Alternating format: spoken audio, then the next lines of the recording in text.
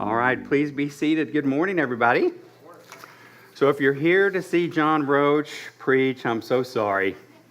You get the second fiddle today. For those that are new with us, I'm Sean Copeland. We were one of the founders of this church, an elder, and I was really excited when John reached out and said he needed a little break, and I got to preach today. However, here's what happened. So I'd been working on this message really all week long, okay? And so Angela and I are going to a wedding last night. And it was like a black tie affair, so we get all duded up. She looked great. And we're driving down 169, and so she said, "What are you going to talk about tomorrow?" And I said, "Oh my God, let me tell you what I'm going to talk about." So I lay out this message, and she said, "John preached that same message 2 weeks ago." And we were at a baseball tournament, and I'm like, oh my gosh. So we go to this wedding. The wedding is very long. It's very long. There's a fire at the wedding. It's a long story. They were going to have inside fireworks, apparently, and that didn't go well. And so anyway, things got so it's super late, and I'm stressed out through the whole wedding because I'm like, I have nothing for the message in the morning. So the whole time, I'm like, hurry up, I do. Please say I do. And so then we finally get home at super late o'clock, and then I sit in the recliner and start praying about the message. I cannot stay awake. Like I'm like nodding off. So anyway, this morning, thank goodness, early this morning, the Lord downloaded this message on me, and I'm actually just really excited about it, but it's a little late, so bear with me if I reference my notes a little bit. So let me guys tell you a story about in 1988, okay? I am 15 years old, and my parents and grandparents were ranchers. So I grew up down here in Baggs, 251st Street, about 2.5 miles west of Highway 75, and we raised Hereford cattle. And we would always show cattle at the county fair, and we might go to the state fair in Tulsa, but we had never really had anything good enough to go to any of the big time shows. So there's going to be this big show in Stillwater, and we think we have a heifer, Precious was her name, in case any of you are wondering, that was good enough to go compete. So we load up, and and I know we were all raised this way, but we were raised pretty poor, and we had this old 72 Chevy pickup, and we pull it and this kind of white bumper trailer that's all rusted out, and we go over to the Payne County Fairgrounds on Highway 51 in Stillwater, and I'm nervous, and we pull in, and we have our two animals in the trailer. I am getting somewhere with this, so bear with me. And when we pull in, there are all these huge, beautiful dually trucks, big aluminum trailers, and here we are with our little bitty rusted out jobby, so I'm already super insecure. And so we go in and we check in. And about the time we get checked in and kind of get the animals in the stalls, my dad gets a call from home, and I can't remember what had happened. I don't remember. I think lightning struck something or was some deal. So he had to come back home. So I am left all alone there at the Payne County Fairground, okay? So what I would do is we had a show box that I sat on, and then I would just pray for the animals to stand up. I'd brush them and get them ready, and all these people seem to know each other except for me. And I'm just kind of there all alone. And this lady by the name of Mary Ann Kelsey walks by, and she introduced herself, and she was kind of the head of the Junior Hereford Association, which is kind of the youth group that's over our breed. And she said, "Would you like to go with us to the quiz show, or to the quiz bowl?" And I said, "Sure, I would love to." And so my whole life I had read these just the way that my son knows every sports stat, and everything about every player. I was this way about cattle, okay? I mean, I would read every magazine cover to cover. I knew everything about every ranch, every bloodline, everything. And so we go down to the quiz bowl, and so I'm meeting all of these people that I've only really read about in the magazines. I mean, it's the equivalent of like being on the red carpet, in Hollywood. I mean, it's like so cool. I feel like I'm in the midst of celebrity. So somebody had gotten sick or for some reason couldn't end up being on the quiz bowl, so they asked me to fill in. Well, I know every answer. I mean, this is my life here. And so, I'm just killing it. I mean, it's like anything they ask, I know everything about every ranch. And so they end up asking me to take a leadership position within this association. And that was my first ever kind of leadership position. It changed my whole life. So I share this story because Mary Ann Kelsey, with one act of caring, okay, she saw this little boy over here all alone and invited me to this event, and it changed the entire trajectory of my whole life. So last night when we were at this wedding, they were talking about the verses that we're all familiar with in 1 Corinthians, okay? And let me read these to you. You've heard these in light of a wedding, but I want you to think about these in light of our life, okay? So, for example, love is patient. So I want you to think to yourself, on a scale of 1 to 10, am I patient? Okay? Love is kind. I want you to think to yourself on a scale of 1 to 10, am I kind? Okay, as I read this through. Love is patient, love is kind. It does not envy. It does not boast. It is not proud. It does not dishonor others. It is not self-seeking. It is not easily angered. It keeps no record of wrongs. Love does not delight in evil, but rejoices with the truth. It always protects, always trusts, always hopes, always perseveres. Love never fails. Okay? So I want you to think about, in each of our lives, how do we fare according to those scriptures? Are we patient? Are we kind? Do we envy? Do we boast?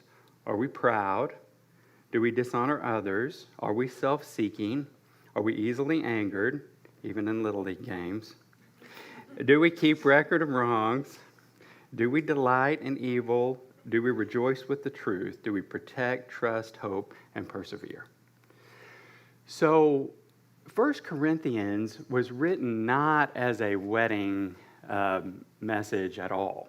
It was actually written as an admonition to the church of Corinth, okay? And what happened is Paul had basically been in Ephesus for about 2 years whenever he started getting word that there was a bunch of division back in the church, okay? And that's actually why he wrote the message. The 1 Corinthians addresses reports that he had received from Chloe's household, as well as a letter he had received from the church itself. He had actually written one other letter to the church of Corinth, but it's been lost. Nobody's been able to find it, but he talks about it in 1 Corinthians. The apostle expected that Christian people would live according to Christian ideals, or as he told them, you have been bought with a price, therefore glorify God in your body. So the situation was, Corinth was a big metropolitan city. It was an international metropolis, really. It was a huge city of trade. It was filled with people of all different backgrounds.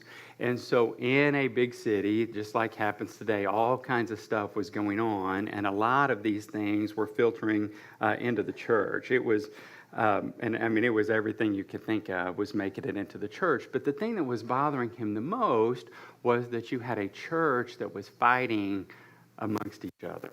Okay, and that really, he said, there is no way for us to go out into the community when we can't even get along with each other. But what ended up happening is the book ended up revolving very much around love. So not only the verses that we just read, but 1 Corinthians 13:13, and now these three remain, faith, hope, and love, but the greatest of these is love. And 1 Corinthians 16:14, do everything in love. So the question becomes, I think we all knew before we came here today that love is very, very important in a Christian walk, right? I mean, I think we know that. But the question and the thing that the Lord brought to me this morning is, what does that look like? What does it really look like? How do we really live that out on a day-to-day basis in our world? Because what kept coming to me this morning is that it's almost like we have become more concerned about being right than we have been about loving other people.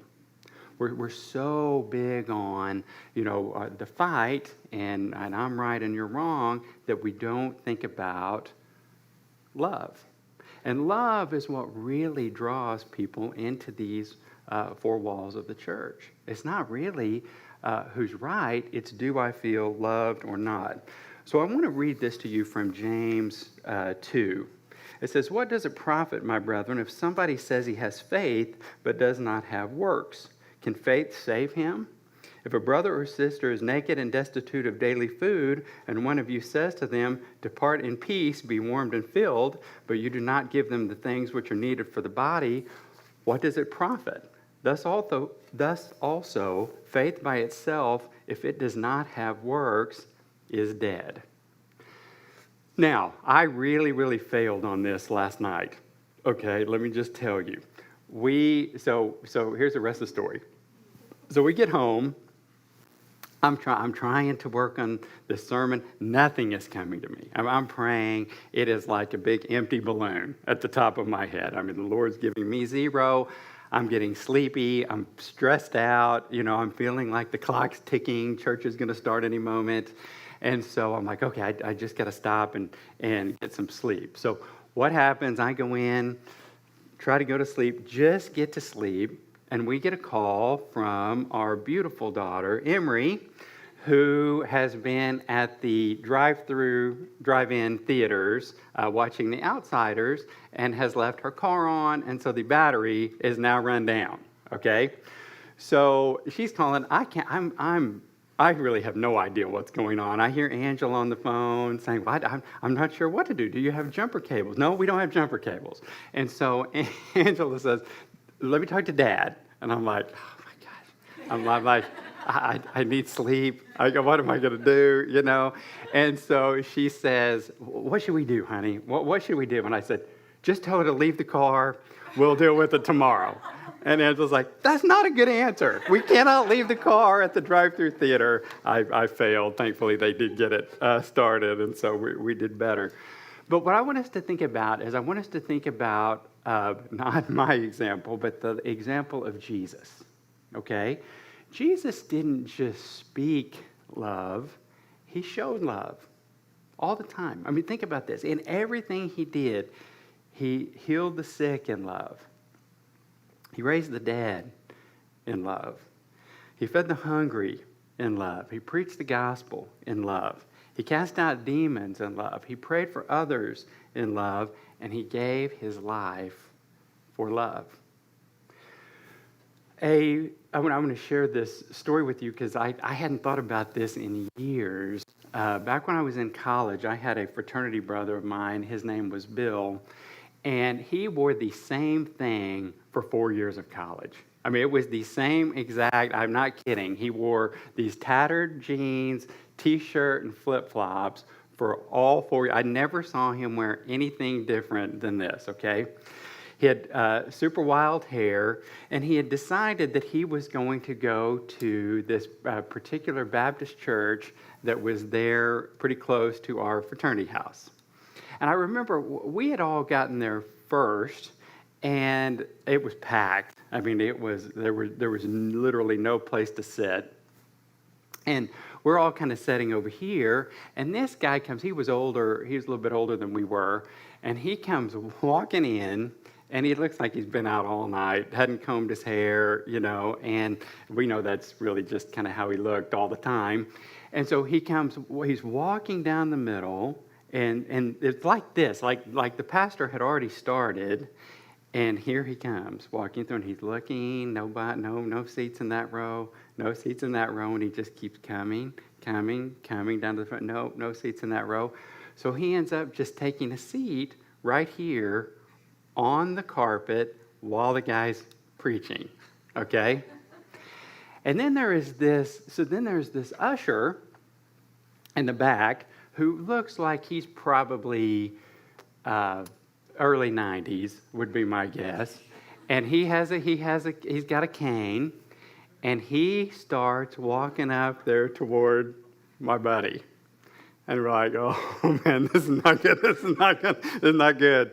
And so everybody, the poor preacher's, trying to talk, and everybody's watching the guy, and it takes forever. He's shuffling down, he's got the cane, and he finally makes it down, and he gets down here to my friend, and we think, what's going to happen? He's going to say, this isn't going to work. You got to move. He puts the cane down, sits beside him on the front of the church. I'll never forget it as long as I live. It was one of the most amazing. I hadn't thought about this in years, and the Lord brought this back to my memory. So the book of James gives us, I think, 3 clues on what real love looks like. Okay, number 1, real love does not play favorites. James 2, 1 through 4 says, "My dear brothers and sisters, how can you claim that you have faith in our glorious Lord Jesus Christ if you favor some people more than others? For instance, suppose someone comes into your meeting dressed in fancy clothes and expensive jewelry, and another comes in who is poor and dressed in shabby clothes. If you give special attention and a good seat to the rich person, but say to the poor one, you can stand over there or else sit on the floor, well, doesn't this discrimination show that you are guided by wrong motives?" So he says, first of all, we got to treat everybody the same. It doesn't matter how they look. It doesn't matter what they wear. It doesn't matter their politics. None of that matters. We've got to show everybody love. Don't judge somebody based upon their external appearance, and don't play favorites. Number 2, we don't judge people based on external factors. Listen to me, dear brothers and sisters. Hasn't God chosen the poor in this world to be rich in faith? Aren't they the ones who will inherit the kingdom he promised to those who love him? And yet you insult the poor man. Isn't it the rich who oppress you and drag you into court? Aren't they the ones who slander Jesus Christ, whose noble name you bear? And then in 1 Samuel, and that's James 2, 5 through 7, 1 Samuel 16, 7 says, "For the Lord does not see as man sees, for man looks at the outward appearance, but the Lord looks at the heart." So prejudice means to prejudge, to judge someone before you know their character, to judge them too early. We must not prejudge. And then finally, we love and accept all people the same. James 2, 8 through 13 says, "Yes, indeed, it is good when you truly obey our Lord's royal command found in the Scriptures, love your neighbor as yourself.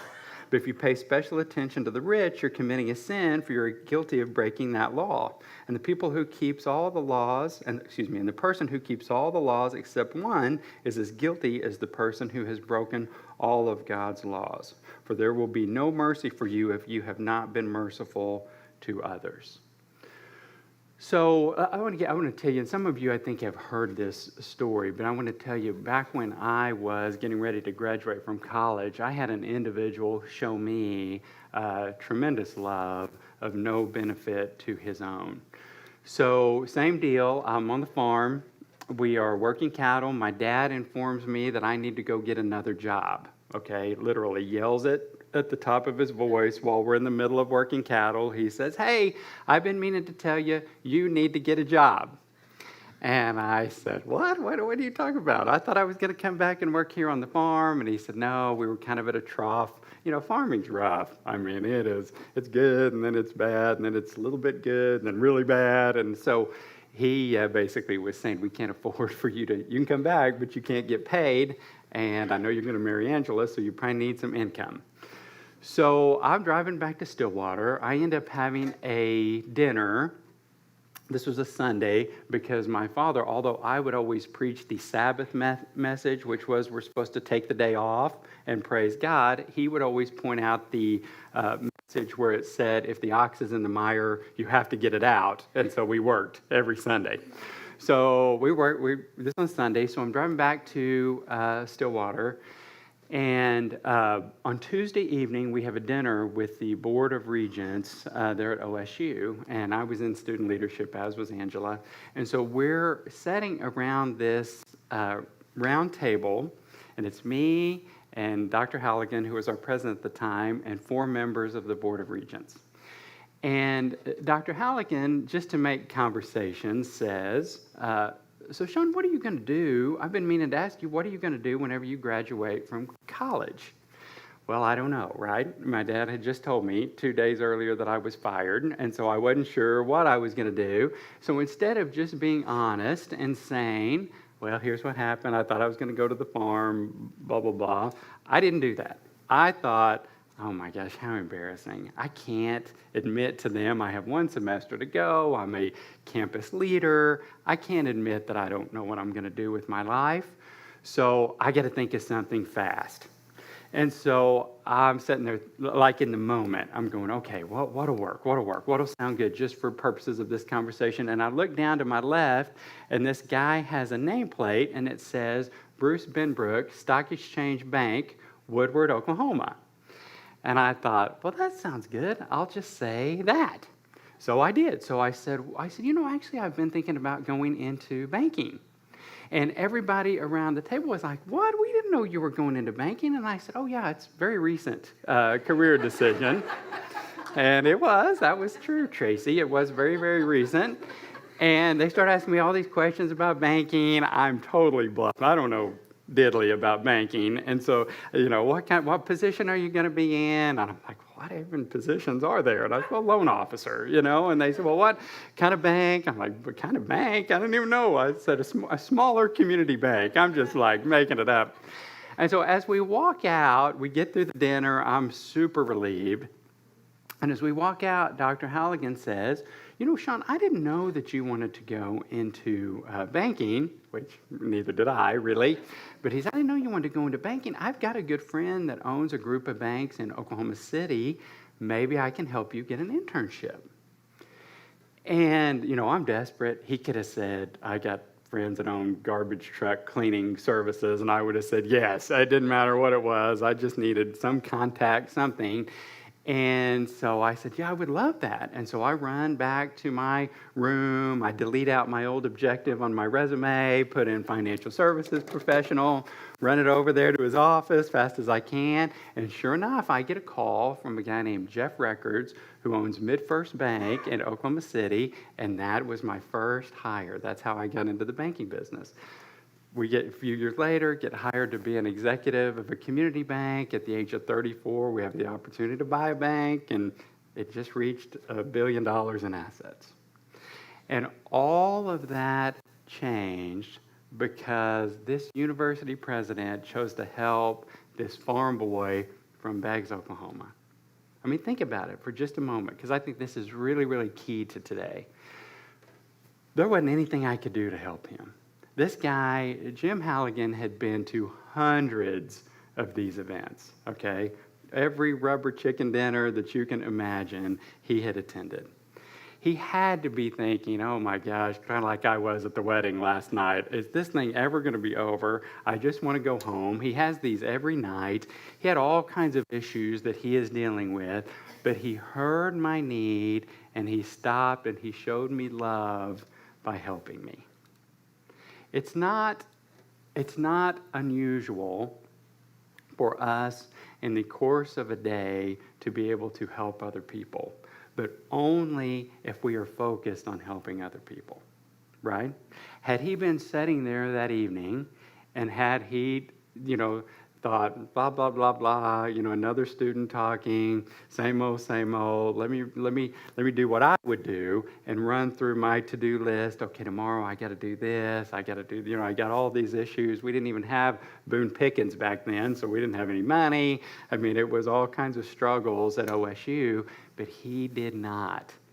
He chose to help me. And I spent a lot of time several years back speaking all over the country, and I would share this story because it was so powerful in my life.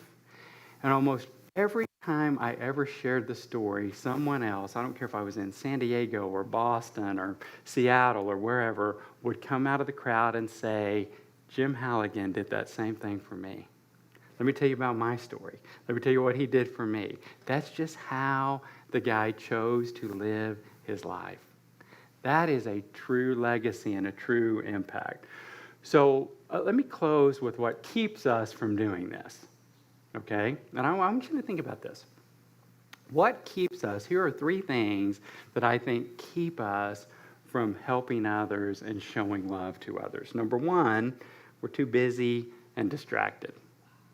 There was a 2020 story, and it's been several years back, and I will never forget it, and it was about a group of ministers who were on a college campus, and the purpose of this story was to see how busy and distraction can impact us, okay?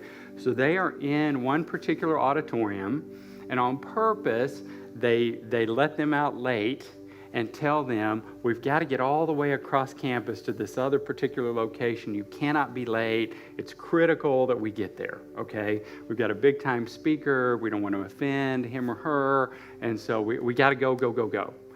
On the way, on the path from this auditorium to this one, they basically take a young lady and make it obvious that she's hurt. I don't remember if she was cut up or whatever, and she's literally laying on the side of the very sidewalk that they're walking by to go from one auditorium to the other. What do you think happened? Nobody stopped. Not one person stopped. They're ministers. They're there for a spiritual conference, and not one person stopped to help the lady. Why? Because they thought their life was too busy, too important, and too busy, and where they had to go was more important than whatever it was that she was facing. So I always, every morning, pray to be interruptible. You know, no matter how busy the day is, no matter what you've got going on, I always pray to the Lord, help me be interruptible. If there's some conversation I need to have or something I need to do, let me stop and do that is more important than what I have going on that day. Number 2, similarly, we tend to focus on the wrong things. You know, our to-do list, being successful, what other people think, focusing on ourselves a lot. You know, the fact is, if Dr. Halligan or Marianne Kelsey had been focused on themselves, they never would have reached out to help me in my life. And so focusing more outward versus inward. And finally, you know, fear. I can't help you because you look different than me, or I'm afraid that if I reach out to you, you might reject me, you know, or maybe this is going to be embarrassing if I offer my hand to you. And I think all 3 of these things are from Satan. I think if I were him and I wanted to keep love from happening, I would create as much division as I could. I'd create fear. I would make people as busy and as distracted as I possibly could, because they're not going to show love if they're completely internally focused. The way we fix this is abiding. You know, the word abide means to remain, and to remain in Jesus Christ every moment. John 15:4 says, "Abide in me and I in you. As the branch cannot bear fruit of itself unless it abides in the vine, so neither can you unless you abide in me." And I just want us to, just for a moment, think about the visual of a branch and the vine. The vine is, if you've seen a picture of a vineyard, it's like a little tree. It looks like a little tree. It's not what I thought of as a vine along the ground. They basically were upright, and the branch are these little bitty nodules that come off of the vine. And I want you to think about this, and the branch is where the grapes grow, and I want you to think about that little intersection where the branch and the vine meet, okay? And think about the fact that a branch cannot grow fruit unless it gets nutrients from the vine. That's what we have to remember. To do this on our own, to walk out of here and just say, I'm going to do better. I'm going to be more considerate. I'm going to look around and I'm going to be more aware of others. That's not going to happen. We're not going to do that. We're going to get distracted. Something's going to get us off of our game. We're going to get busy. But when we are abiding and allowing the Holy Spirit to do that work, it is remarkable what you and I can do. So a couple of weeks ago, I want to see if I can pull this up real quick. Yeah, here it is. A couple of weeks ago, I got a note from a friend of mine. I had gotten to speak at a church downtown in a men's ministry that they had.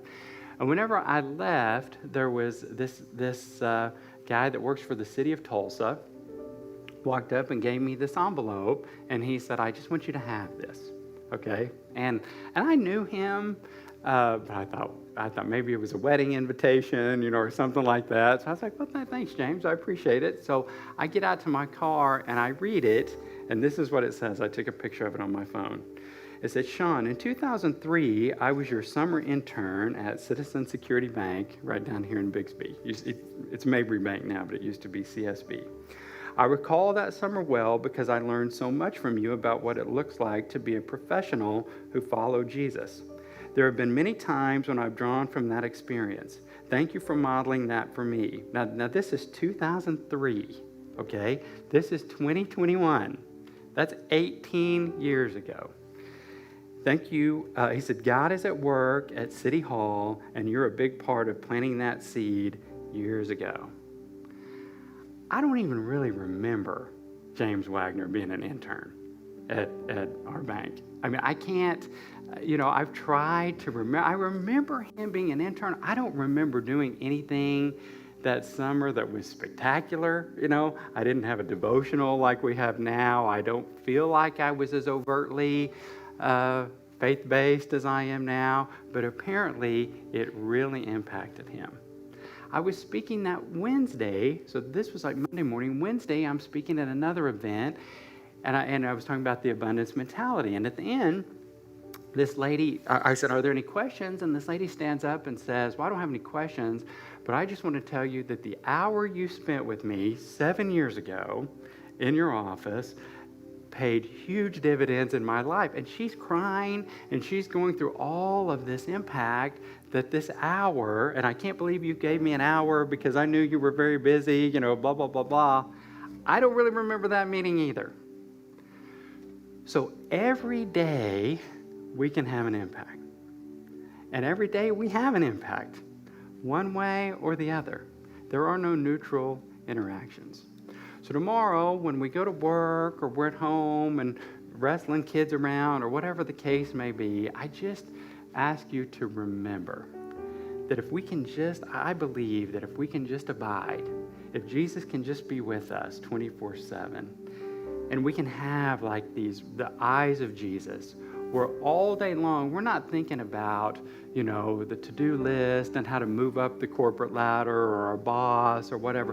We're thinking about who he's putting in our path, whether it's an email where we can encourage someone or a meeting or somebody that's down or just anything that we can do. I think we can have an unbelievable impact in our world.